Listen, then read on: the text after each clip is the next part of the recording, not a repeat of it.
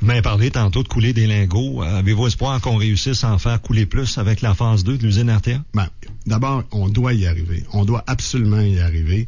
Puis j'ai envie de dire un message aux travailleurs de l'usine de Rio Tinto. Là. Non seulement on va travailler sur la phase 2, mais pour tout ce qui concerne le prix de l'aluminium et les contrats hydroélectriques.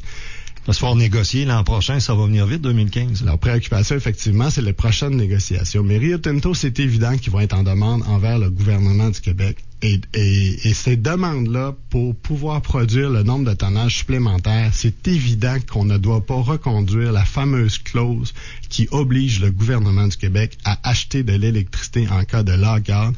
Ils ont entièrement raison de dénoncer que le gouvernement s'est retrouvé dans une situation où on a payé 140 millions. 140 millions, là, c'est plus que le budget annuel du ministère de l'Environnement. C'est comme si on avait flobé le budget du ministère pour aucune raison, en achetant de l'électricité qu'on n'avait pas de besoin. Alors, il va y en avoir des négociations avec Rio Tinto Alcan, et on aura l'occasion au gouvernement de ne pas reconduire cette fameuse clause qui oblige l'achat d'électricité en cas de lockout, qui est une clause qui est injustifiable. Content de vous l'entendre dire. Les gens sont prêts, je pense, à ce que l'État s'implique, puis en donne. Hein? On veut des emplois en retour, mais je pense qu'il n'y a rien comme d'être transparent dans ce dossier. Vous avez entièrement raison. Moi, j'avais toujours dit, on est prêt à donner des nouveaux blocs d'énergie, on est même prêt à négocier. Vous avez vu mon collègue Stéphane Bédard.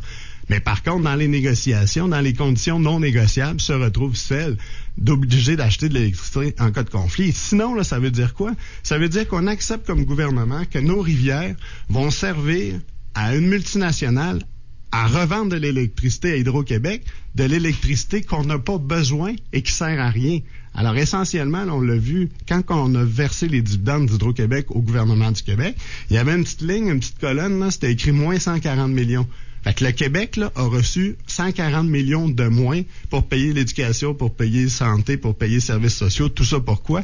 Tout ça parce qu'il y a eu un lockout initié par la compagnie ici à l'usine d'Alma. Fait que je pense qu'il faudrait faudrait vraiment être déconnecté pour reconduire ce genre de clause-là. Puis, évidemment, les gars auraient souhaité que ça soit sous l'ancien contrat, mais l'ancien contrat, c'est nettement plus compliqué parce qu'il a été signé. Tandis que la prochaine négociation, qui ne tardera pas parce qu'ils ont besoin de davantage d'énergie, mais elle va venir. Et là, il y aura une opportunité, effectivement, de recadrer les choses. Mais encore une fois, pas pour ralentir Alma 2, pas pour ralentir le développement économique, simplement pour retrouver un équilibre normal qu'on avait perdu parce qu'il y a du monde qui, à mon avis, l'avait échappé.